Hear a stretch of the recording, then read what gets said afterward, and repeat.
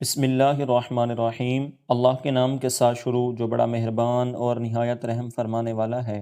حضرت سیدنا ابو ذر رضی اللہ تعالیٰ عنہ سے روایت ہے، فرماتے ہیں کہ حضور نبی اکرم صلی اللہ علیہ وسلم نے جب سورج غروب ہوا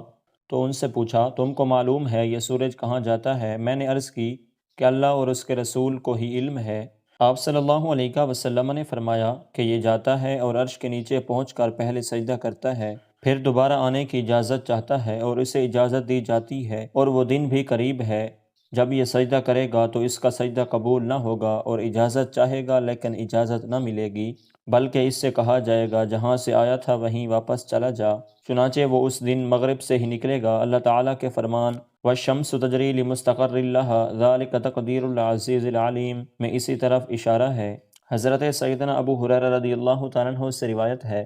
فرماتے ہیں کہ حضور نبی اکرم صلی اللہ علیہ وسلم نے فرمایا، قیامت کے دن سورج اور چاند دونوں تاریک یعنی بے نور ہو جائیں گے۔ حضرت سیدنا عبداللہ بن عمر رضی اللہ تعالیٰ عنہما بیان کرتے ہیں کہ حضور نبی اکرم صلی اللہ علیہ وسلم نے ارشاد فرمایا